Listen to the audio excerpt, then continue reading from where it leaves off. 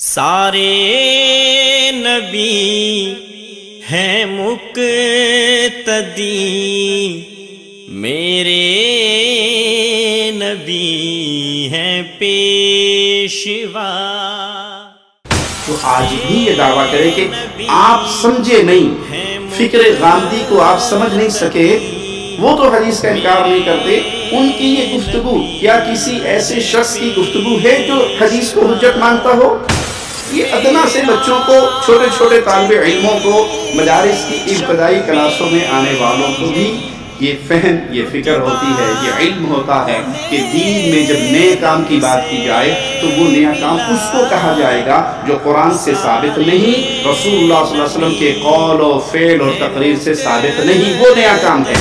دفاع کرنے کے لیے آپ نے ایک یہ قول پیش کر دیا، یہ جملہ کہہ دیا کہ نبی صلی اللہ علیہ وسلم کی ذات ہی قیامت تک آنے والوں کے لیے اللہ کی ہدایت کو اخذ کرنے کا ذریعہ ہے، لیکن اللہ کے نبی صلی اللہ علیہ وسلم تو فوت ہو کے اللہ کی جنتوں میں چلے گئے۔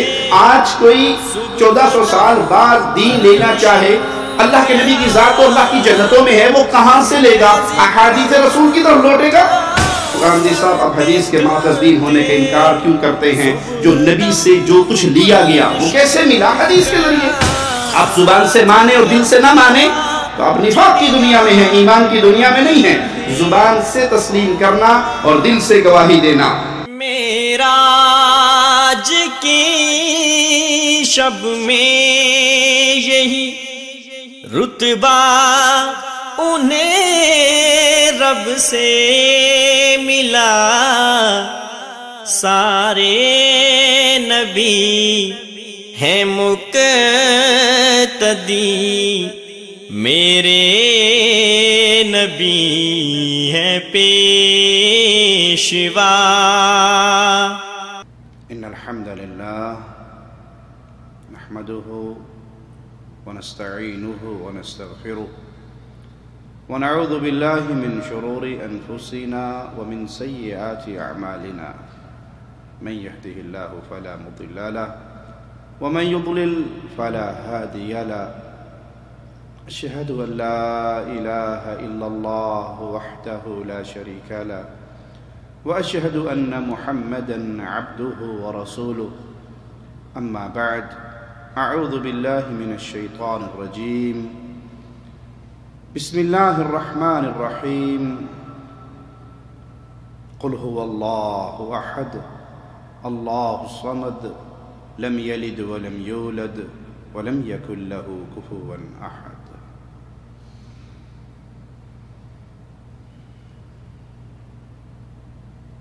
دین اسلام قرآن اور حدیث کے مجموعے کا نام ہے۔ اللہ مالک نے کلام الہی کو کسی پہاڑ کی چوٹی پہ نہیں اتار دیا کہ یہ کتاب آ گئی ہے، جاؤ اٹھا لو، پڑھ لو اور عمل کر لو، بلکہ یہ کلام الہی انسانیت میں سب سے افضل و اعلی جناب محمد الرسول اللہ صلی اللہ علیہ وسلم کے پیارے پاکیزہ مبارک دل پہ نازل کیا، اور آپ کے فرائض میں سے یہ بات بھی شامل کہ آپ اس کلام الہی کی آیات کو پڑھیں اور اس کی وضاحت کریں۔ تو اب دین نام ہے کتاب اللہ اور رسول اللہ صلی اللہ علیہ وسلم کی مبارک سنتوں کا۔ جن لوگوں نے گمراہی کا راستہ اختیار کیا، انہوں نے ہمیشہ یہ کوشش کی کہ قرآن کا رشتہ حدیث سے توڑ دیا جائے، یہ فکر دی جائے کہ ہمارے لیے قرآن کافی ہے، ہم قرآن کو ہی اپنے لیے راہ نجات سمجھتے ہیں اور ہمیں حدیث کی ضرورت نہیں ہے۔ یہ وار کیوں کیا جاتا ہے؟ تاکہ قرآن حکیم کا فہم اپنی مرضی کا بیان کیا جا سکے۔ اگر قرآن کا رشتہ حدیث سے باقی رہے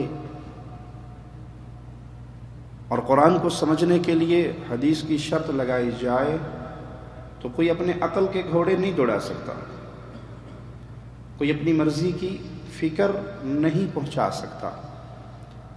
جب قرآن کا رشتہ حدیث سے توڑ دیا جائے تو پھر کوئی یہ کہے گا قرآن مجھے یوں سمجھ آیا، کوئی کہے گا قرآن میرے شیخ کو یوں سمجھ آیا، میرے استاد نے قرآن حکیم کی اس آیت سے یہ مفہوم لیا، تو انتشار، اختلاف اور لڑائی کا راستہ کھل جائے گا۔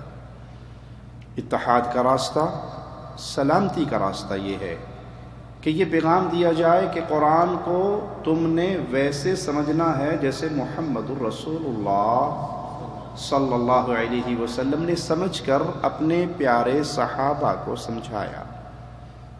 اور یہی مقصود ہے قرآن حکیم کا بھی، کہ قرآن کو ویسے سمجھا جائے جیسے مصطفیٰ نے اپنے پیارے ساتھیوں کو سمجھایا۔ آئیے کلام الہی کی ایک آیت پہ غور کرتے ہیں۔ وَمَا آتَاكُمُ الرَّسُولُ فَخُذُوهُ، جو تمہیں رسول دے اس کو لے لو، جو رسول دے اس کو لے لو۔ وَمَا نَهَاكُمْ عَنْهُ فَانْتَهُوا، جس سے رسول روک دے اس سے رک جاؤ۔ اگر قرآن حکیم ہی ہمارے لیے کافی ہے اور ہمیں کسی اور چیز کی ضرورت نہیں ہے تو جو قرآن نے دے دیا ہم نے لے لیا، جس سے قرآن نے روک دیا ہم اس سے رک گئے۔ قرآن نے یہ حکم کیوں دیا؟ جو رسول دے اس کو لو، جس سے رسول روکے اس سے رکو۔ معنی یہ کہ کچھ اور چیز بھی ہے جو رسول دے رہے ہیں اور وہ احادیث رسول اللہ ہے۔ اہل ایمان، اہل اسلام کے ہاں پیارے نبی جناب محمد الرسول اللہ صلی اللہ علیہ وسلم کے احادیث حجت ہونا ایک اجماعی مسئلہ ہے، اتفاقی مسئلہ ہے۔ تمام اہل ایمان اس پر ایمان رکھتے ہیں کہ جس طرح قرآن حکیم ہمارے لیے حجت ہے، اسی طرح رسول اللہ صلی اللہ علیہ وسلم کی صحیح احادیث ہمارے لیے حجت ہے۔ کوئی اگر صرف قرآن پہ ایمان کا دعویٰ کرے اور احادیث رسول کے انکار کا اعلان کرے، اس کے کافر ہونے میں ویسے ہی شک نہیں جیسے کوئی قرآن کے انکار کا دعویٰ کرے اور اس کے کافر ہونے میں شک نہیں۔ قرآن کا انکاری مسلمان نہیں رہ سکتا، اسی طرح رسول اللہ صلی اللہ علیہ وسلم کی صحیح احادیث کا انکار کرنے والا مسلمان نہیں رہ سکتا۔ مسلمان وہی ہے جو کتاب و سنت کے مجموعے کو، یعنی کتاب و سنت کو تسلیم کرے، قرآن کو بھی اپنے لیے حجت مانے اور صحیح احادیث کو بھی اپنے لیے حجت مانے۔ کچھ لوگ ایسے ہیں جو کھل کر علی الاعلان یہ دعویٰ تو نہیں کرتے کہ ہم صرف قرآن کو ماننے والے ہیں اور احادیث کو نہیں مانتے۔ کچھ لوگوں نے تو کھل کر یہ اعلان کیا، منکرین حدیث کا ٹولہ، پرویزی ٹولہ، چکڑالوی گروپ، سر سید کی فکر، انہوں نے تو کھل کر اعلان کیا کچھ نے، اور کچھ نے کام وہی کیا لیکن بین بین رہ کر اعلان کچھ اور کیا، فکر کچھ اور پیش کی۔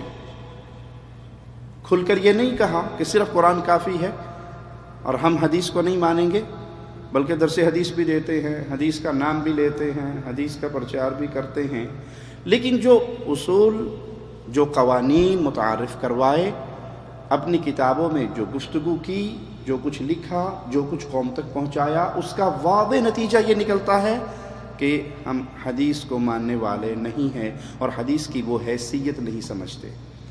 یہ لوگ زیادہ خطرناک ہیں، ان کی خطرناکی زیادہ ہے کہ یہ کھل کر اپنا چہرہ نہیں دکھاتے بلکہ پردے کے پیچھے سے وار کرتے ہیں۔ انہی ناموں میں ایک بہت بڑا نام جاوید احمد غامدی صاحب کا بھی ہے۔ جب ان کی فکر کو پڑھا جائے اور ان کی کتابوں کو پڑھا جائے، ان کی گفتگو کو گہری نظر سے دیکھا جائے، سنا جائے، تو انسان انصاف کے ساتھ، جذبات میں نہیں، اچانک ہی فیصلہ نہیں، جذبات میں بہے بغیر انصاف کا ترازو جس نے بھی تھاما ہوگا اور غامدی صاحب کی کتابوں کو پڑھے گا، ان کی فکر کو لے گا، تو وہاں سے نتیجہ یہی نکلے گا کہ اس حدیث رسول کی کوئی حیثیت نہیں ہے، نہ اس سے عقیدہ لیا جا سکتا ہے، نہ اس سے عمل لیا جا سکتا ہے، نہ یہ دین کے اندر ہمیں کوئی فائدہ دے سکتی ہیں۔ ہو سکتا ہے کسی کو ہماری ان باتوں سے حیرت ہو، لیکن اللہ کی رحمت ہے، چھوٹا سا طالب علم ہوں، ادنا سا خادم ہوں دین اسلام کا، جو بات کہتا ہوں اللہ کی رحمت، اس کے فضل اور اس کے کرم سے دلیل کی بنیاد پر کہتا ہوں۔ آئیے غامدی صاحب کی کتابوں سے کچھ گفتگو ان کی میں آپ کو سناتا ہوں۔ ان کی کتاب میزان، جس میں بظاہر انہوں نے احادیث بھی نقل کی ہیں، بقول ان کے 1200 احادیث نقل کی ہیں، تو یہ کیسے ہو سکتا ہے کہ کوئی شخص احادیث نقل بھی کرے اور اس کو منکر حدیث بھی کہا جائے؟ لیکن دیکھتے ہیں غامدی صاحب کیا فرماتے ہیں۔ غامدی صاحب دراصل اس بات سے واقف ہیں کہ مسلمان رسول اللہ صلی اللہ علیہ وسلم سے بے پناہ محبت کرتے ہیں۔ جس سے محبت کی جائے، جس کی ذات سے محبت کی جائے، اس کی بات سے بھی محبت ہوتی ہے۔ تو مسلمان جتنا احترام رسول اللہ صلی اللہ علیہ وسلم کا کرتے ہیں، تو اس احترام کا، اس محبت کا، اس پیار کا نتیجہ یہ نکلتا ہے کہ جب مسلمان کے سامنے پیاری ہستی کی بات آتی ہے تو اپنی گردن کو فوراً جھکا دیتے ہیں۔ آپ نے مسجد میں کھڑے ہونے والے ایک شخص سے کہا بیٹھ جاؤ، وہ تو بیٹھ ہی گئے، دوسرے مسجد کے باہر تھے، وہاں پر بیٹھ گئے۔ کسی نے کہا آپ کو کس نے کہا بیٹھنے کا؟ کہ میرے کان میں آواز پڑی تھی میرے آقا کی، بیٹھ جاؤ، یہ سن کر میں کیسے کھڑا رہوں، یہ سن کر میں کیسے کھڑا رہوں۔ جن کے دل میں ذات کی محبت ہوتی ہے، ان کے دل میں بات کی بھی محبت ہوتی ہے، تو وہ جانتے ہیں کہ مسلمانوں کی، اہل ایمان کی پیارے نبی صلی اللہ علیہ وسلم سے عجیب محبتیں ہیں۔ اسی طرح وہ آپ کی احادیث سے بھی محبت کرتے ہیں، اور جو احادیث رسول سے نفرت کرے، ان کا انکار کرے، اس کی محبت مسلمان کے دل میں کبھی پیدا نہیں ہو سکتی۔ تو ہوشیاری یہ کرتے ہیں کہ نہ تو کھل کے احادیث کا انکار کرتے ہیں، اور جو خفیہ وار کرتے ہیں وہ اتنے خطرناک ہیں کہ وہ حدیث کی حیثیت باقی رہتی ہی نہیں ہے۔ غامدی صاحب کی کتاب میزان صفحہ 15، اس میں کچھ اصول و مبادی بیان کرتے ہوئے لکھتے ہیں کہ رسول اللہ صلی اللہ علیہ وسلم کے قول و فعل اور تقریر کے اخبار احاد، جنہیں بالعموم حدیث کہا جاتا ہے، ان کے بارے میں ہمارا نقطہ نظر یہ ہے کہ ان سے جو علم حاصل ہوتا ہے وہ کبھی درجہ یقین کو نہیں پہنچتا۔ اخبار احاد سے جو علم ہم تک پہنچا ہے احادیث رسول کی صورت میں، اس کے بارے میں غامدی صاحب کا نظریہ ان کی اپنی کتاب میزان صفحہ 15 پر نچوڑ نکال کر بتاتے ہیں کہ ہمارا نقطہ نظر یہ ہے کہ ان سے جو علم حاصل ہوتا ہے وہ کبھی درجہ یقین کو نہیں پہنچتا، اس لیے دین میں ان سے کسی عقیدہ و عمل کا اضافہ بھی نہیں ہوتا۔ رسول اللہ صلی اللہ علیہ وسلم نے یمن کی طرف سیدنا معاذ کو روانہ کیا، دین اسلام سکھا کر، دعوت اسلامی کے اصول بتا کر کہ تم اہل کتاب کے پاس جا رہے ہو، انہیں سب سے پہلے جس چیز کی دعوت دینا وہ اللہ کی وحدانیت ہو، توحید کا پیغام دینا۔ وَإِذَا عَرَفُوا ذَلِكَ، جب وہ اس توحید کو مان لیں، لا الہ الا اللہ کو تسلیم کر لیں، شرک سے اپنے دامن کو بچا لیں، پھر ان کو خبر دینا کہ دن اور رات میں اللہ نے تم پر نمازیں فرض کی ہیں 5۔ جب وہ توحید کو مان لیں تو پھر ان کو نماز کا حکم دینا، دین اسلام کی ساری باتیں آپ نے بتائی۔ یہ خبر لے جانے والے، یمن کے لوگوں تک اسلام کا پیغام لے جانے والے کون تھے؟ معاذ بن اکیلے ایک صحابی، منکرین حدیث خبر واحد کو بنیاد بنا کر کہ جو بات آپ نے مجمع عام میں نہیں کی، آپ سے نقل کرنے والوں کی ایک بہت بڑی تعداد نہیں ہے بلکہ وہ خبر واحد ہے، تو خبر واحد سے یقین کی دولت حاصل نہیں ہوتی۔ ایک صحابی اللہ کے نبی کے پورا پیغام اسلام لے کر اہل یمن کو سنا رہا ہے، تو آپ کے اس قانون کے مطابق کہ اخبار احاد کے ذریعے جو باتیں ہم تک پہنچی، خبر واحد کے ذریعے جو چیزیں ہم تک پہنچی، وہ ہمارے لیے حجت نہیں، ہمیں یقین نہیں، تو یمن والے اسلام پر رہے یا نہ رہے، وہ اس دولت کو پا سکے یا محروم رہے، ان کا اسلام حقیقی رہا یا کیا فتویٰ لگائیں گے؟ اس کی آپ کو سیرت محمدیہ میں ایک نہیں دسیوں مثالیں مل جائیں گی۔ آپ نے ایک شخص کو روانہ کیا، اسلام کا پورا پیغام دے کر، مجمع عام کو روانہ نہیں کیا، بہت بڑی تعداد کو روانہ نہیں کیا، بہت بڑی تعداد نے گواہی نہیں دی کہ یہ بات رسول اللہ صلی اللہ علیہ وسلم نے ہم تک پہنچائی۔ وہاں ایک صحابی ہیں اور ایک صحابی پیغام رسول پہنچاتے ہیں اور وہ پورا ملک مسلمان ہو جاتا ہے، اسلام کی گود میں آ جاتا ہے۔ آپ کے قانون کے مطابق ان کے ایمان کو کیا نام دیا جائے گا؟ اسی کتاب میزان کے صفحہ 61 پر جاوید احمد غامدی صاحب لکھتے ہیں، نبی کریم صلی اللہ علیہ وسلم کے قول و فعل اور تقریر و تصویب کی روایتیں جو زیادہ تر اخبار احاد کے طریقے پر نقل ہوئی ہیں اور جنہیں اصطلاح میں حدیث کہا جاتا ہے، ان کے بارے میں یہ بات تو بالکل واضح ہے کہ ان سے دین میں کسی عقیدہ و عمل کا کوئی اضافہ نہیں ہوتا۔ چنانچہ اس مضمون کی تمہید میں ہم نے پوری صراحت کے ساتھ بیان کر دیا کہ یہ چیز حدیث کے دائرے میں نہیں آتی، یہ چیز حدیث کے دائرے میں نہیں آتی کہ وہ دین میں کسی نئے حکم کا ماخذ بن سکے۔ اہل یمن نے ایک صحابی سے پورا دین سیکھا، سیدنا معاذ سے پورا دین سیکھا۔ آپ کہتے ہیں وہ دین کا ماخذ کیسے بن سکتا ہے، اور یہاں اللہ کے نبی صلی اللہ علیہ وسلم کو اس قانون کا علم نہیں تھا؟ آپ نے کیوں ایک کو بھیجا؟ آپ نے کیوں ایک بہت بڑے مجموعے کو کیوں نہ بھیجا؟ انا للہ و انا الیہ راجعون۔ تو یہ ہیں غامدی صاحب کے اصول کہ حدیث سے نہ کوئی عقیدہ ثابت ہو سکتا ہے، حدیث سے نہ کوئی عمل ثابت ہو سکتا ہے، اور نہ ہی حدیث سے کوئی حکم ثابت ہو سکتا ہے۔ بتائیے یہ انداز، یہ اصول، یہ سوچ، یہ فکر، یہ منہج، یہ عقیدہ، یہ باتیں دین میں حدیث کو شرعی دلیل و حجت ماننے والوں کی ہو سکتی ہیں؟ جو آج بھی یہ دعویٰ کرے کہ آپ سمجھے نہیں، فکر غامدی کو آپ سمجھ نہیں سکے، وہ تو حدیث کا انکار نہیں کرتے، ان کی یہ گفتگو کیا کسی ایسے شخص کی گفتگو ہے جو حدیث کو حجت مانتا ہو؟ یہ گفتگو حدیث کی حجیت کی دشمنوں کی تو ہو سکتی ہے، یہ اہل ایمان کی گفتگو نہیں ہے۔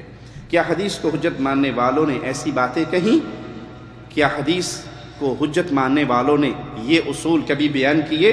یقیناً نہیں، یہ آج کی بات نہیں، اہل ایمان کی 1400 سال کی تاریخ ہے۔ صحابہ، تابعین، تبع تابعین، محدثین، ائمہ دین، یہ 1400 سال پر پھیلی ہوئی ہماری تاریخ ہے، اور اس تاریخ میں بڑی بڑی شخصیات کے نام آئے، محدثین و مفسرین و فقہا کی ایک طویل فہرست ہے، لیکن کسی امام نے، کسی محدث نے، کسی مفسر نے، کسی فقیہ نے یہ قانون اور یہ اصول بیان نہیں کیے۔ تاریخ گواہ ہے، یہ قوانین تراشے تو گمراہ فرقوں نے تراشے، خوارج نے تراشے، قدریہ نے تراشے، رافضیوں نے تراشے، اور ماضی قریب میں منکرین حدیث کی ایک نئی صورتیں سر سید چکڑالوی، پرویزی، ان لوگوں نے یہ اصول تراشے۔ یہ سلف کے بنائے ہوئے قوانین نہیں ہیں، یہ سلف کا فہم نہیں ہے، یہ صحابہ کا فہم نہیں ہے، یہ صحابہ کے شاگرد تابعین کا فہم نہیں ہے، اور یہ تبع تابعین کا فہم نہیں ہے۔ اہل الحدیث اہل حق ہیں اللہ کی رحمت سے، اور وہ ہمیشہ سے رسول اللہ صلی اللہ علیہ وسلم کی احادیث کو اپنے دین کا ماخذ سمجھتے ہیں۔ ہم دین کہاں سے لیتے ہیں؟ دین کی ڈیفینیشن ہی یہ ہے کہ اللہ کا حکم اور رسول اللہ صلی اللہ علیہ وسلم کا حکم۔ کتاب اللہ کیا کہتی ہے، اللہ کے نبی صلی اللہ علیہ وسلم کا فرمان کیا کہتا ہے۔ کسی نے کہا تھا مجھے یہ مسئلہ قرآن میں نہیں ملا، جواب دینے والے نے دیا تھا اگر تو نے قرآن پڑھا ہوتا تو مل جاتا۔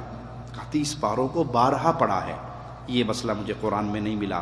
کہا تجھے قرآن میں یہ آیت نظر نہیں آئی وَمَا آتَاكُمُ الرَّسُولُ فَخُذُوهُ، جو رسول دے اس کو لے لو، جس سے رسول روکے اس سے رک جاؤ۔ تو نے قرآن میں یہ نہیں پڑھا۔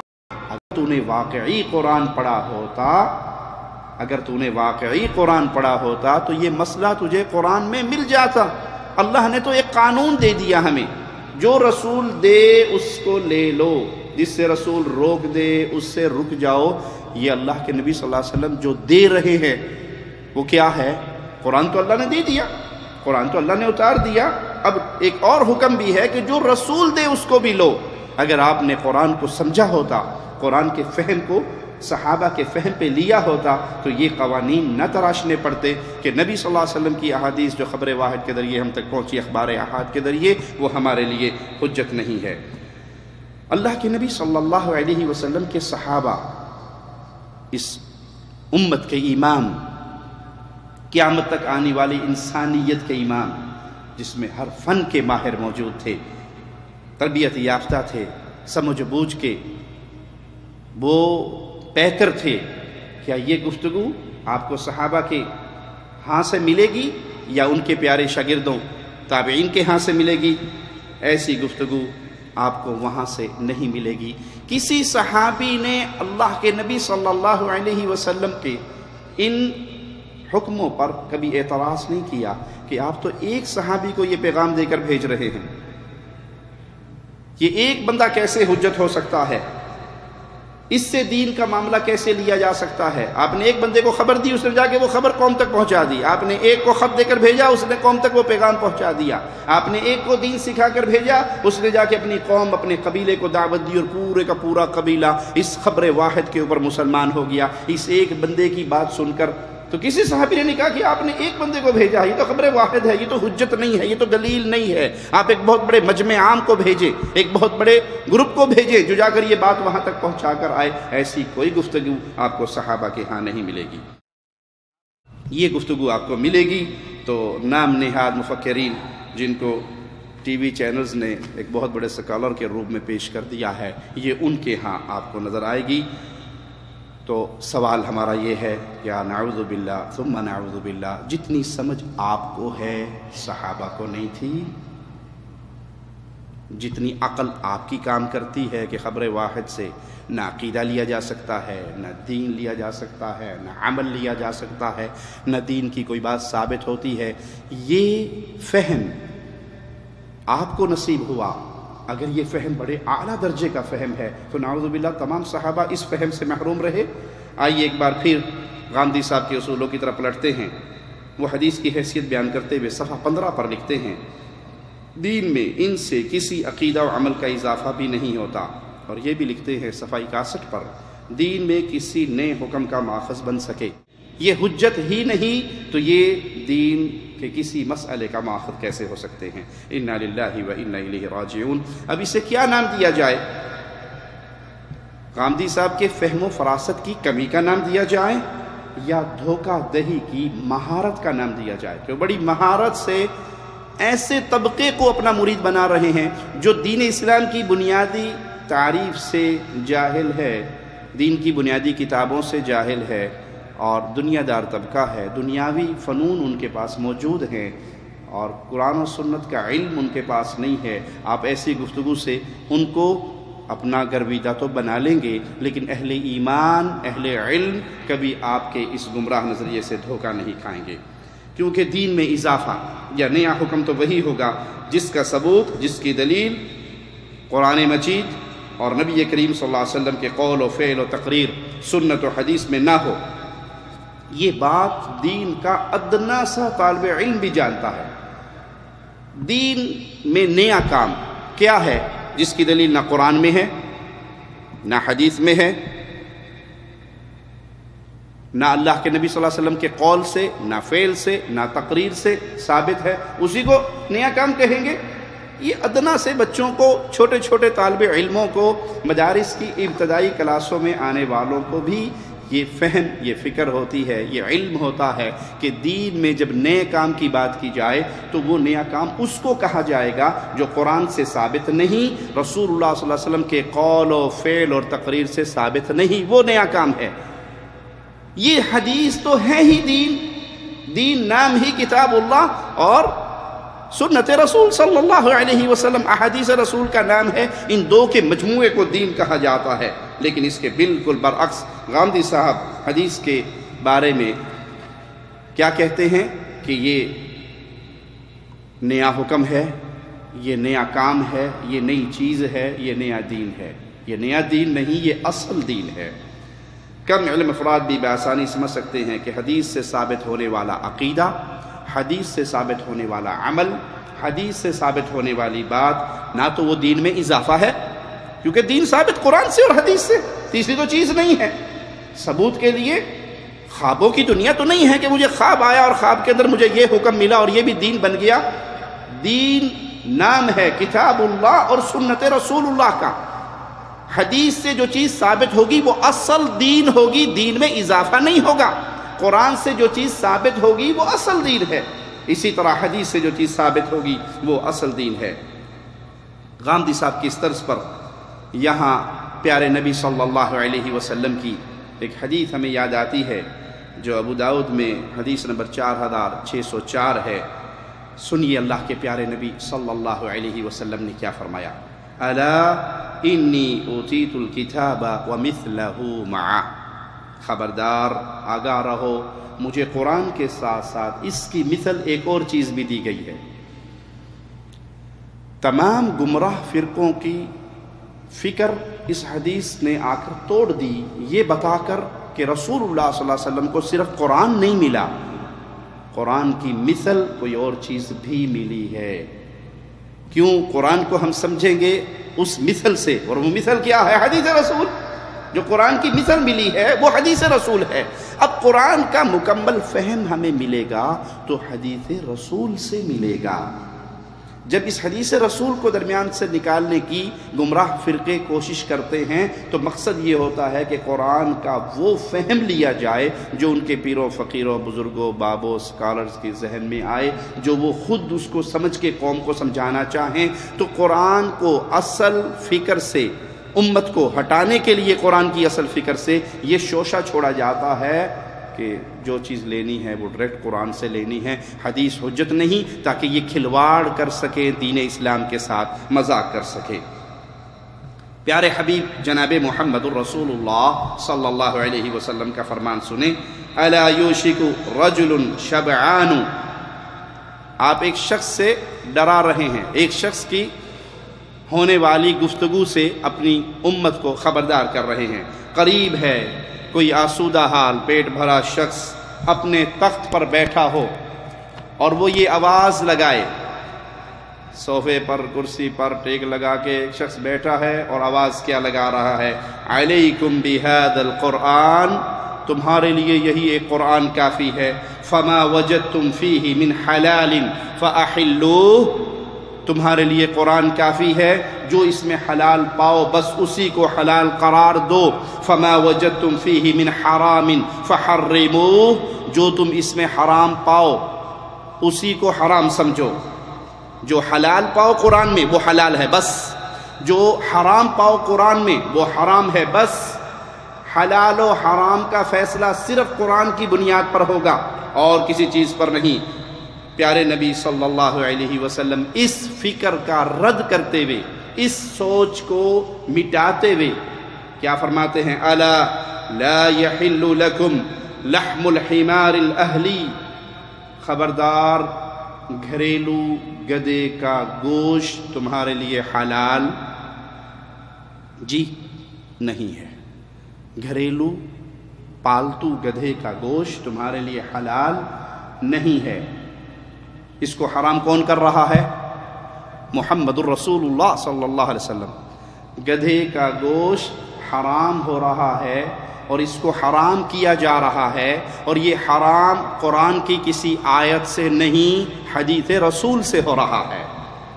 وَلَا كُلُّ ذِي نَابٍ مِّنَ السَّبْعِ، جو نوکیلے دانتوں والے کچلیوں والے جانور ہیں، درندے ہیں، ان کا گوشت بھی حلال نہیں ہے۔ یہ حرمت کا اعلان حدیث رسول کر کے قانون قاعدہ امت کے افراد تک پہنچا رہی ہے کہ جس طرح قرآن حلال و حرام کو بیان کرتا ہے، اسی طرح احادیث رسول کے ذریعے پیارے نبی جناب محمد الرسول اللہ صلی اللہ علیہ وسلم کے فرامین کے ذریعے بھی حلال و حرام کے فیصلے ہوتے ہیں۔ آپ کا وہ قانون کہاں گیا کہ ان احادیث سے کوئی چیز ثابت نہیں ہوتی، کوئی عقیدہ ثابت نہیں ہوتا، کوئی عمل ثابت نہیں ہوتا، کوئی حکم ثابت نہیں ہوتا۔ یہاں آپ کی خبر ہمیں رسول اللہ صلی اللہ علیہ وسلم نے آپ جیسی فکر والوں کی خبر دی کہ خبردار ایسے شخص کے مکر و فریب کا شکار نہ ہو جانا جو آسودہ حال ہو اور ٹیک لگا کے بیٹھا ہو، جب اس تک حدیث پہنچے تو کہ قرآن کافی ہے، جو قرآن میں حلال ہے اس کو لے لو، جو قرآن میں حرام ہے اس کو لے لو۔ پیارے نبی صلی اللہ علیہ وسلم اس فکر کا رد کرتے ہوئے، حلال و حرام کا اعلان کرتے ہوئے فرماتے ہیں گھریلو گدھا حرام ہے، درندے نوکیلے دانتوں والے کچلیوں والے ان کا گوشت تمہارے لیے حرام ہے۔ سبحان اللہ، حدیث کی حجیت اللہ کی طرف سے ہونے کی کیسی واضح دلیل ہے کہ جو خبر رسول اللہ صلی اللہ علیہ وسلم نے اللہ کی طرف سے دی، وہ خبر پوری کی پوری آج ان گمراہ لوگوں کی فکر کے اوپر آ کر پوری ہو جاتی ہے۔ پیارے نبی صلی اللہ علیہ وسلم وما ينطق عن الهوى ان هو الا وحی یوحى، اپنی مرضی سے تو کلام کرتے نہیں تھے، آپ کا تو کلام وحی الہی کی بنیاد پر ہوتا تھا، اللہ خبر دیتا تھا تو پیارے نبی اپنی امت کو وہ خبر پہنچا دیا کرتے تھے۔ آپ نے خبر پہنچائی، ایک وقت آئے گا، ایک دور آئے گا، ایسے لوگ پیدا ہوں گے جو تمہارے سامنے صرف قرآن قرآن قرآن کا آوازہ لگائیں گے، اور جو اس میں حلال پائیں اس کو حلال اور جو اس میں حرام پائیں اس کو حرام سمجھیں گے۔ خبردار، یہ فکر باطل ہے، یہ سوچ باطل ہے، یہ عقیدہ باطل ہے۔ جس طرح قرآن نے حلال کیا اسی طرح احادیث رسول نے بھی حلال کیا، جس طرح قرآن نے حرام کیا اسی طرح احادیث رسول نے بھی حرام کیا۔ اب یہ سوچ انکار حدیث نہیں تو اور کیا ہے؟ اللہ کی توفیق سے وہ آیات ہم بیان کریں گے جو اس فکر کا رد کرتی ہیں، لیکن پہلے آئیے غامدی صاحب کی کتاب کے مزید چند جملے میں آپ کو سناتا جاؤں، کیونکہ اس وقت ہمارا مقصد یہ ہے کہ حدیث کے بارے میں جاوید احمد غامدی صاحب کا نظریہ کیا ہے۔ اپنی کتاب میزان کے بارے میں غامدی صاحب 1990 یہ لکھتے ہیں، کم و بیش ربع صدی کے مطالعہ اور تحقیق سے میں نے اس دین کو جو کچھ سمجھا وہ اپنی اس کتاب میں بیان کر دیا۔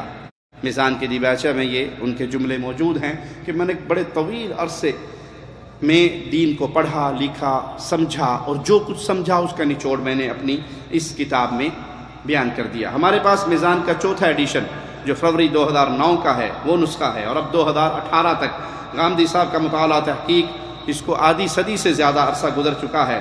ان کے مطالعہ تحقیق نے ہمیں جو کچھ سمجھایا اسے بیان کرتے ہوئے وہ لکھتے ہیں، سنیے، دین کا تنہا ماخذ اس زمین پر اب محمد صلی اللہ علیہ وسلم ہی کی ذات والا صفات ہے۔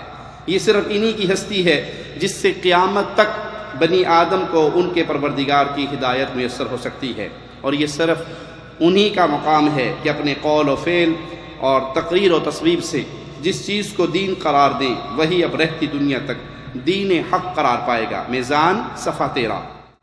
رسول اللہ صلی اللہ علیہ وسلم کے قول و فعل کا معنی کیا ہے؟ قول و فعل آپ کی بات، آپ کے افعال، اور تقریر یہ بھی ایک ہی معنی ہے تقریر و تصویب میں کہ آپ کے سامنے کوئی ایسا عمل کیا جائے جس پہ آپ خاموش رہیں، آپ کی خاموشی دلیل ہوتی ہے کہ یہ عمل ٹھیک ہے۔ ایک صحابی نے فجر کی نماز ادا کرنے کے بعد 2 رکعتیں پڑھی، آپ نے پوچھا یہ کیا پڑھا؟ تو کہنے لگے میری فجر سے پہلے کی 2 سنتیں رہتی تھی تو ٹائم نہیں ملا، میں نے فجر کی یہ 2 سنتیں فجر کی فرضوں کے بعد ادا کر لی۔ آپ خاموش رہے۔ آپ کا خاموش ہو جانا دلیل ہے کہ یہ عمل درست ہے۔ کیوں؟ رسول اللہ صلی اللہ علیہ وسلم کسی غلط کام پہ خاموش نہیں ہو سکتے۔ آپ نے خاموشی سے اس کے اوپر دلیل لگائی، مہر لگائی، تو وہ بھی ہمارے لیے حجت ہوگی۔ غامدی صاحب نے دوسری کتاب الاسلام صفحہ 9 میں تصویر کا معنی بیان کرتے ہوئے لکھتے ہیں، اس کا معنی یہ ہے کہ کوئی چیز دین کی حیثیت سے آپ کے سامنے ہوئی اور آپ نے اس سے منع نہیں کیا، یہی معنی غامدی صاحب نے اپنی اس کتاب کے اندر نقل کیا۔ اب ایک طرف غامدی صاحب کا یہ فرمان ہے اور اسی کو پیش کر کے اور پڑھ کر بتاتے ہیں کہ وہ منکر حدیث نہیں۔ یعنی میری کتاب میزان کی ابتدا یہاں سے ہو رہی ہے۔ پہلا جملہ ہی یہ ہے کہ دین اللہ تعالیٰ کی ہدایت ہے جو اس نے پہلے انسان کی فطرت میں الہام فرمائی اور اس کے بعد اس کی تمام ضروری تفصیلات کے ساتھ اپنے پیغمبروں کی وساطت سے انسان کو دی ہے۔ اس سلسلے کے آخری پیغمبر محمد صلی اللہ علیہ وسلم ہیں، چنانچہ دین کا تنہا ماخذ اس زمین پر اب محمد صلی اللہ علیہ وسلم ہی کی ذات والا صفات ہے۔ یہ صرف انہی کی ہستی ہے کہ جس سے قیامت تک بنی آدم کو ان کے پروردگار کی ہدایت میسر ہو سکتی، اور یہ صرف انہی کا مقام ہے کہ اپنے قول و فعل اور تقریر و تصویب سے وہ جس چیز کو دین قرار دیں وہی اب رہتی دنیا تک دین حق قرار پائے۔ اپنی اس تفصیل کو سامنے رکھ کر وہ اپنا دفاع کرتے ہوئے کہتے ہیں کہ یہ منکر حدیث نہیں، ان کے مطابق دین کا تنہا ماخذ صرف محمد صلی اللہ علیہ وسلم ہیں۔ وہ جس چیز کو اپنے قول و فعل اور تقریر سے دین قرار دیں گے بس وہی دین قرار پائے گا۔ دوسری جانب غامدی صاحب بتاتے ہیں میزان صفحہ 15 پر کہ رسول اللہ صلی اللہ علیہ وسلم کے قول اور فعل اور تقریر کے اخبار احاد جنہیں بالعموم حدیث کہا جاتا ہے، ان کے بارے میں ہمارا نقطہ نظر یہ ہے کہ ان سے جو علم حاصل ہوتا ہے وہ کبھی درجہ یقین کو نہیں پہنچتا، اس لیے دین میں ان سے کسی عقیدہ و عمل کا اضافہ بھی نہیں ہوتا۔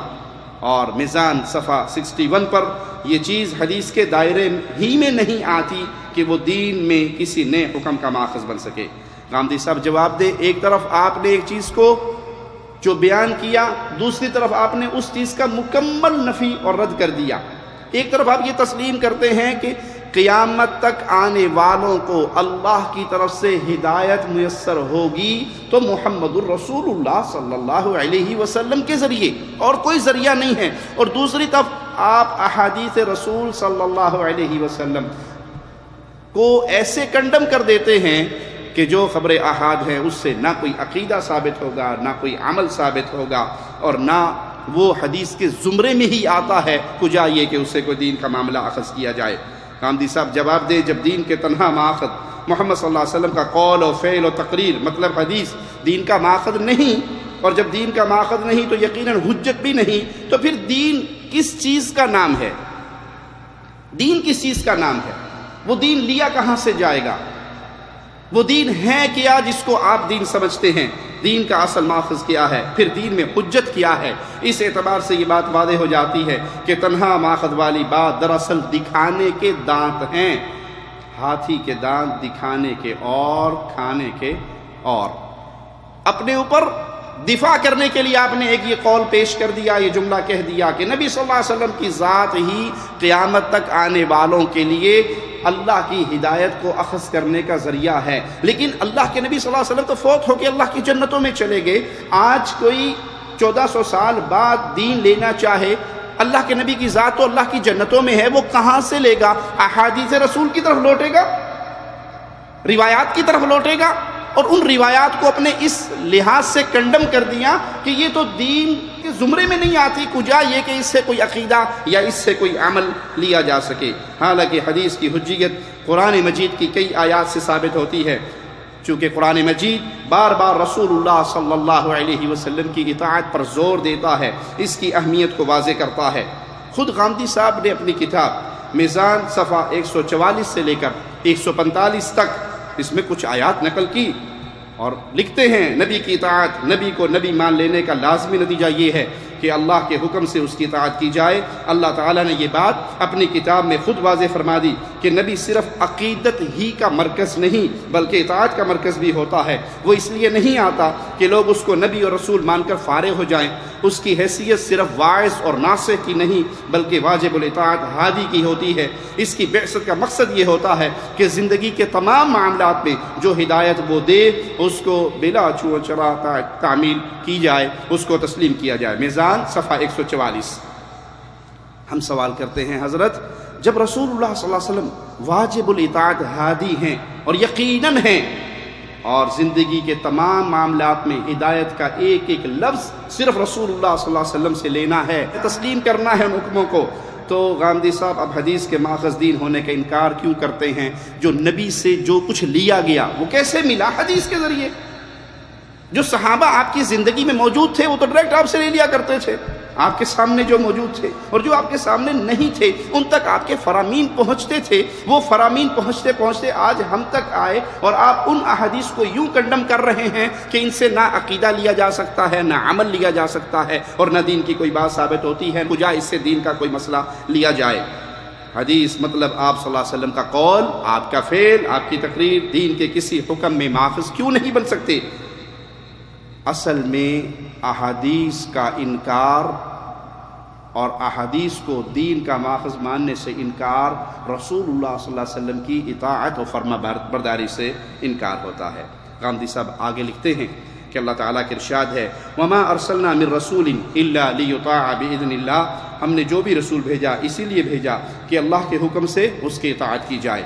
اس کی وجہ یہ ہے کہ اللہ تعالیٰ اپنے بندوں کو براہ راست ان کے ساتھ معاملہ نہیں کرتا بلکہ وہ اپنا رسول بھیجتا ہے، وہ اپنی ہدایت نبیوں اور رسولوں کی وساطت سے دیتا ہے۔ اس میں شبہ نہیں کہ مقصود اصلی تو خدا کی اطاعت ہے، مگر اس کا طریقہ ہی یہ ہے کہ اس کے نبیوں کی اطاعت کی جائے۔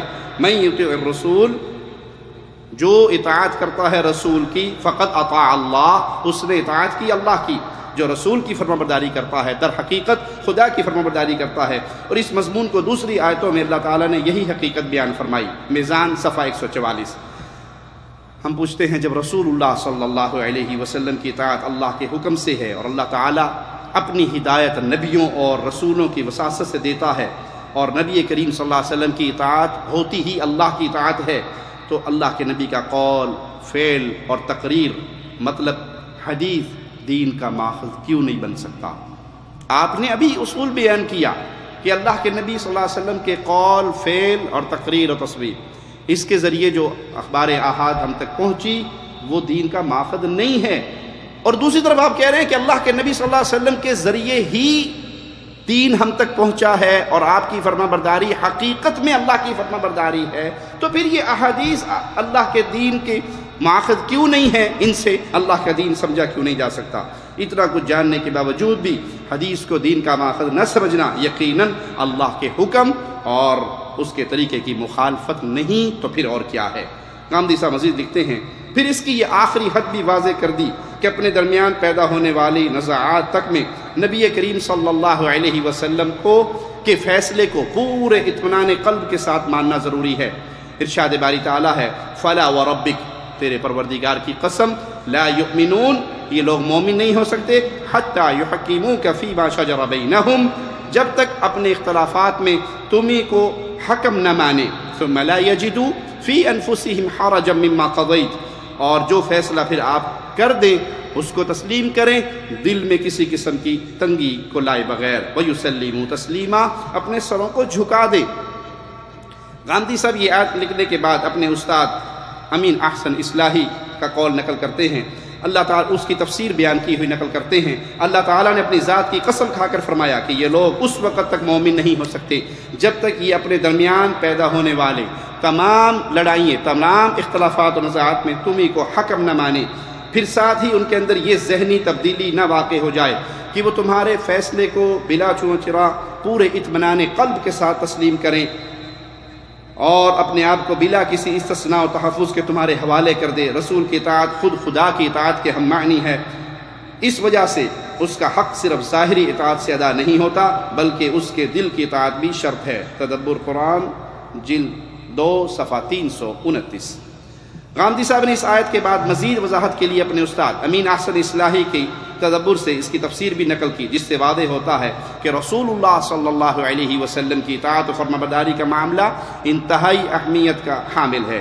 مومن ہونے کے لیے یہ لازم ہے کہ انسان تمام اختلافات میں رسول اللہ صلی اللہ علیہ وسلم کو حکم فیصلہ کرنے والا مانے، دین کے ہر معاملے میں خود کو اللہ کے نبی کے حوالے کر دے، صرف ظاہری اطاعت پر کفایت نہ کرے بلکہ دل کی اطاعت بھی شرط ہے۔ ظاہری طور پہ اللہ کے نبی صلی اللہ علیہ وسلم کا حکم مانے اور دل اس پہ راضی نہ ہو تو یہ بندہ ایمان کی حلاوت کو نہیں چکھ رہا۔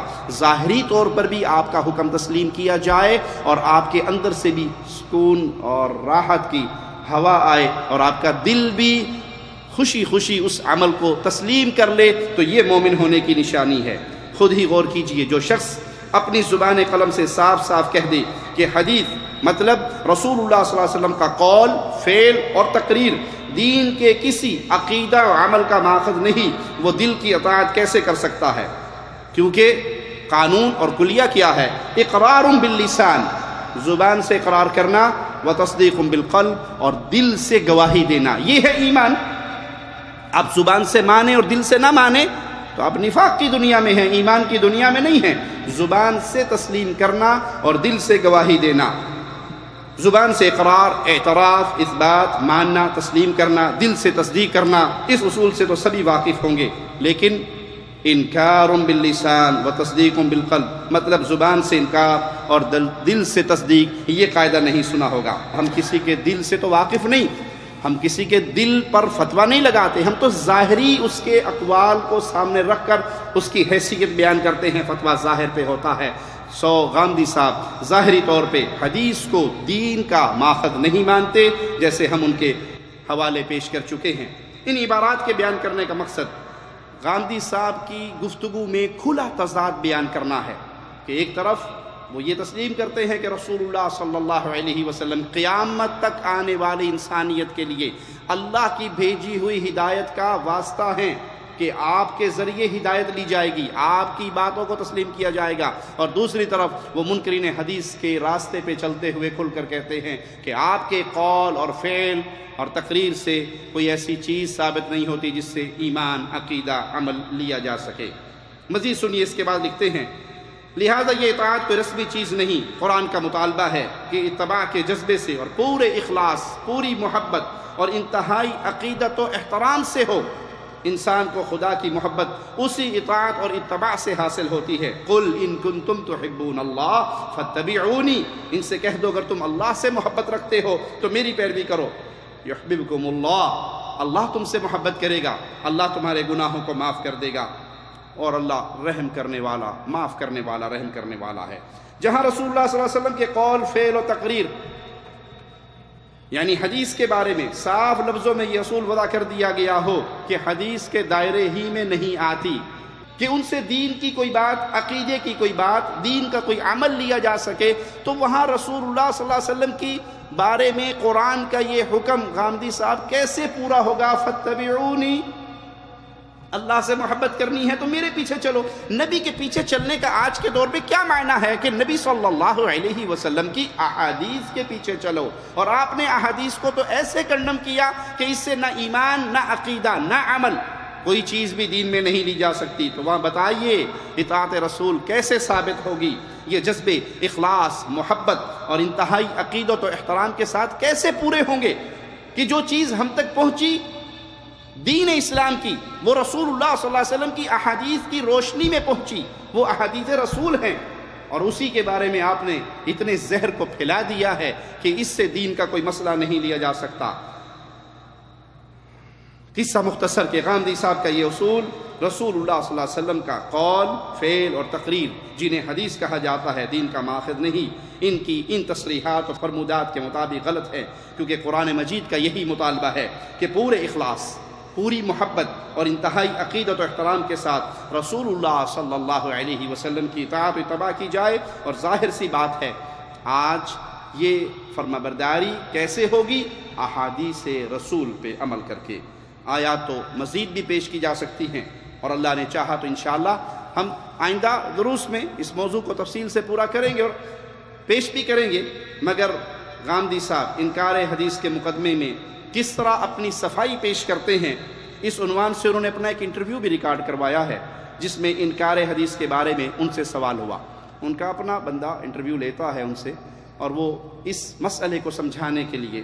صاحب پرویز صاحب کی حدیث کے بارے میں جو فکر ہے، اگر ہم اس کی تلخیص کریں تو وہ حدیث کو کوئی دینی اور شرعی حجت تسلیم نہیں کرتے ہیں، وہ نبی صلی اللہ علیہ وسلم کے تشریعی ارشادات کو وقتی اور ہنگامی فیصلہ قرار دیتے ہیں۔ ہم آپ کی کتاب کا مطالعہ کریں تو آپ اس میں لکھتے ہیں کہ نبی کریم صلی اللہ علیہ وسلم نے اپنی حیثیت نبوت و رسالت میں جو کچھ کیا اس کی تاریخ کا حتمی ماخذ قرآن ہے۔ یہ چیز حدیث کے دائرے میں نہیں آتی کہ وہ کسی نئے حکم کا ماخذ بن سکے۔ اور پھر آپ آگے چل کے لکھتے ہیں کہ حدیث جو ہے وہ دین کے اندر کسی عقیدے اور عمل کا اضافہ ہی نہیں کرتی۔ تو کیا فرق ہے آپ کی اور پرویز صاحب کی فکر میں؟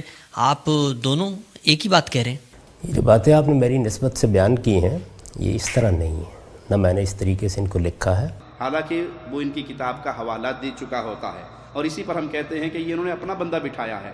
اگر ان کا اپنا بندہ نہ ہوتا تو کہتا حضرت یہ جو میں نے کہا ہے یہ آپ کی کتاب میں ہے، آپ نے یہ چیز لکھ کر امت تک تحریر کی شکل میں پہنچائی ہے، آپ پبلک کے اندر آ کر اس کو کیسے انکار کرتے ہیں؟ لیکن وہ یہ سن کر خاموش رہا۔ کیوں؟ جب ٹرینڈ بندے بٹھائے جائیں تو ان کو منتخب سوال دیے جاتے ہیں، بس آپ نے یہ سوال کرنا ہے اور پھر آگے میں نے اس کا یہ جواب دینا ہے۔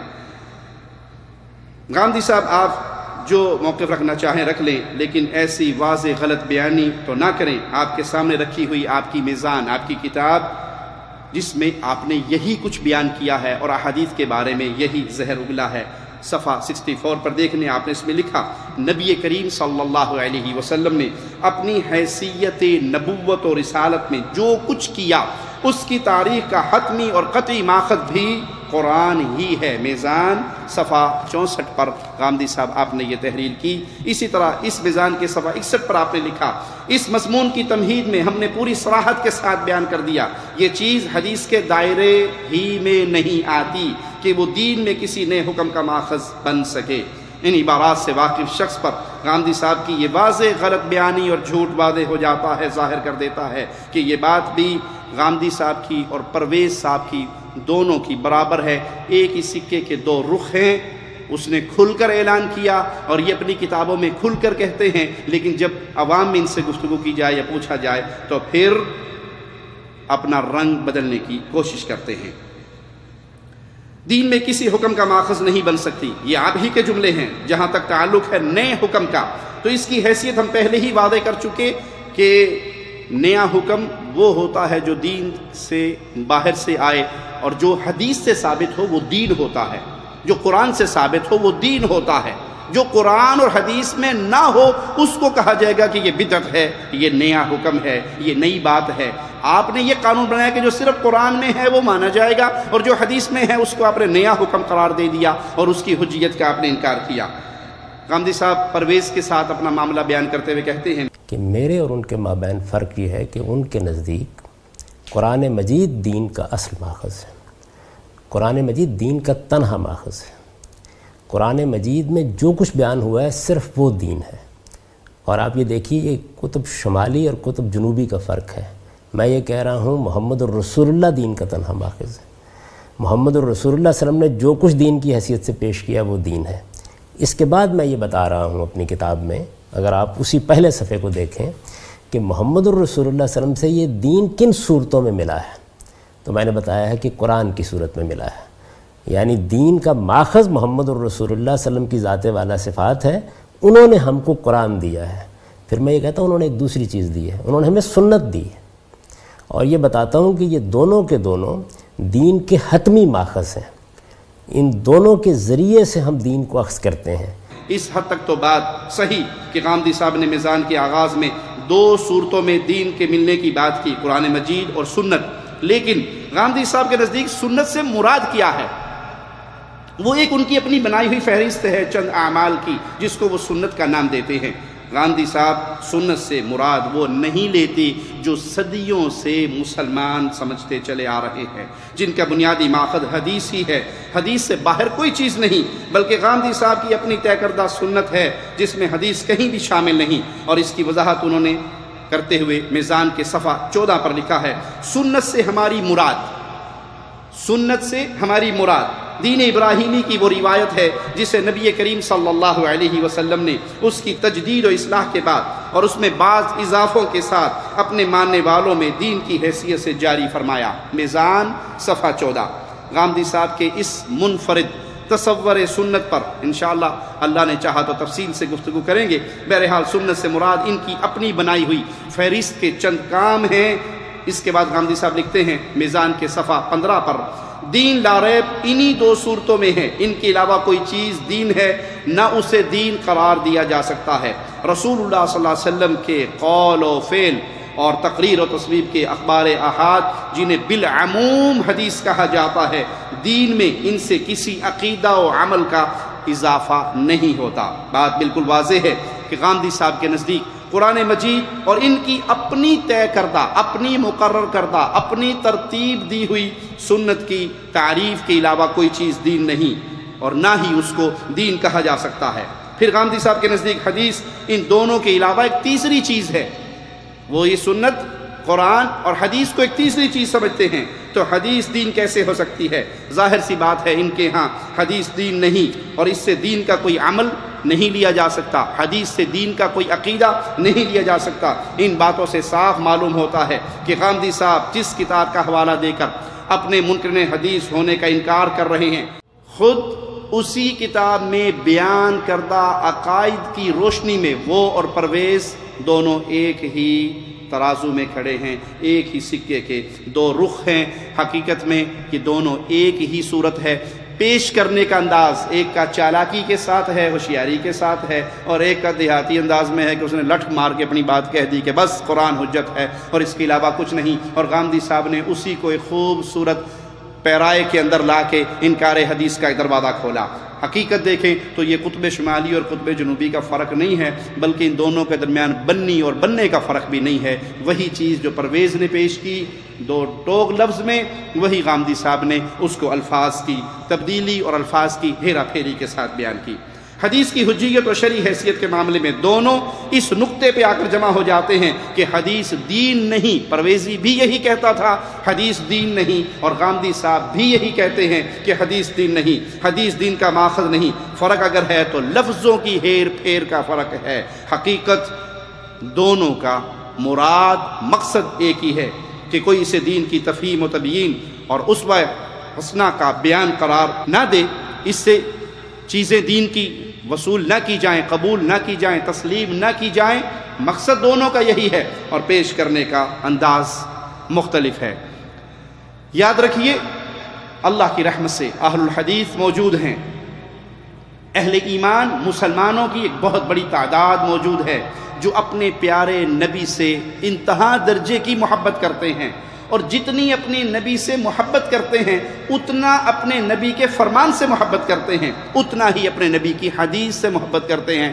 آپ کے لفظوں کی یہ ہیرا پھیری کسی جاہل کو تو گمراہ کر سکتی ہے، جن کے دل میں اللہ کے نبی کی محبت ہے اور دین اسلام کا علم موجود ہے، آپ کے یہ وار ان پہ کارگر نہیں ہو سکتے۔ ہمارے سامنے رسول اللہ صلی اللہ علیہ وسلم کے صحابہ کی پوری زندگی ہے، کس طرح آپ کے فرامین کو انہوں نے سنا اور اپنی زندگیوں پہ لاگو کیا، اور آپ کی گفتگو کو اپنے لیے کیا مقام دیا اور آپ کی باتوں کو اپنے لیے کیسے حجت مانا، یہ ہمارے سامنے کھلی ہوئی کتاب صحابہ کی طرز پہ موجود ہے۔ اسی لیے ہم پوری دنیا کو دعوت دیتے ہیں، دین سیکھنا ہے تو آپ کو منہج صحابہ اپنانا پڑے گا، منہج سلف اپنانا پڑے گا کہ قرآن کا یہ حکم صحابہ نے کیسے سیکھا، رسول اللہ صلی اللہ علیہ وسلم کی یہ حدیث رسول اللہ صلی اللہ علیہ وسلم کے صحابہ نے کیسے سیکھی۔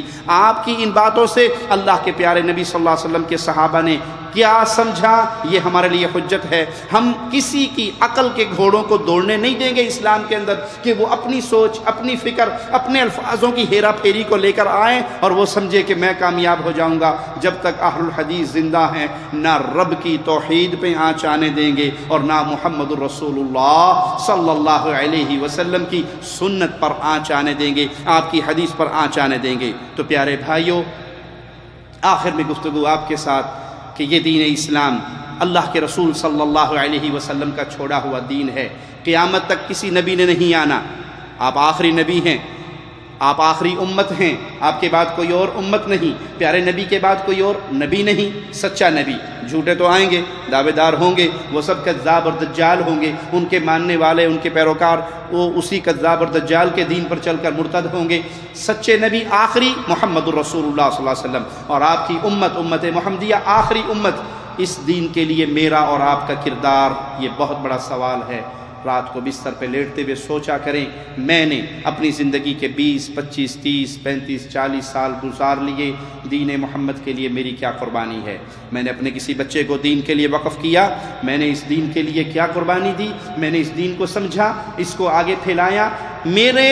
میرے مال سے، میری زبان سے، میری قلم سے، میری صلاحیت سے، میرے ہاتھ سے کیا ایسا کام ہوا جس کو میں قیامت کے دن اپنے خالق و مالک مولا کے سامنے پیش کر کے کہہ سکوں اللہ اس فتنوں کے دور میں جب دین کی بنیادی تعریفوں کو لوگ مٹانے کے در پہ تھے، میں نے یہ کیا تھا؟ اگر کچھ ہے پلے میں خوش نصیب ہو، اور اگر اس دنیا کے پیچھے دوڑتے ہوئے رات ہو جاتی ہے اور اسی دنیا کی فکر میں صبح ہو جاتی ہے، پھر اسی دنیا کی فکر میں رات ہو جاتی ہے، اسلام کے لیے میری پلاننگ میں کوئی حصہ نہیں ہے، اس اسلام کو نشر و اشاعت، اس اسلام کا پھیلاؤ، اس اسلام کی اصل تصویر کو لوگوں کے سامنے رکھنے کا، تو پھر سمجھ لیجئے یہ زندگی بڑے گھاٹے کا سودا ہے، کیونکہ اس کے اختتام پر یا جنت ہے یا جہنم ہے۔ جنت ان کے لیے ہے جنہوں نے دین اسلام کو رسول اللہ صلی اللہ علیہ وسلم کے صحابہ کے فہم میں سیکھا اور اس دین کو آگے پھیلایا، اس دین کے لیے کچھ قربانیاں دی، وہ ضرور اللہ کی جنتوں میں داخل ہوں گے۔ اور جنہوں نے یہ سمجھا کہ یہ دین ہمارا، اس کے اوپر کوئی زور نہیں ہے، ہمارا کوئی اس کے اوپر حق نہیں ہے، اس کا ہمارے اوپر کوئی حق نہیں ہے، 2 + 2 4، 4 + 4 8، یہی میری زندگی کا مقصد ہے، تو بھائی کھانا پینا، بچے پیدا کرنا، سو جانا، یہ کام جانور بھی کر لیتا ہے، یہ کام جانور بھی کر لیتا ہے۔ اللہ نے آپ کو پیدا کیا ہے کیوں؟ اپنی عبادت کے لیے، تو اس دین کا علم خود بھی حاصل کریں، اپنی اولاد کو اس دین کے راستے پہ چلائیں، اور اس دین کی صحیح تصویر انسانیت میں پھیلائیں، کچھ نہ کچھ اپنا حصہ ڈالیں، تاکہ قیامت کے دن اللہ ہم سے راضی ہو جائے اور ہمیں جہنم کی آگ سے محفوظ کر کے اپنی جنتوں میں داخل فرمائے۔ اقول قولی ھذا واستغفر اللہ لی ولکم ولسائر المسلمین فاستغفروہ انہ هو الغفور الرحیم۔ سارے نبی ہیں مقتدی، میرے نبی ہیں پیشوا،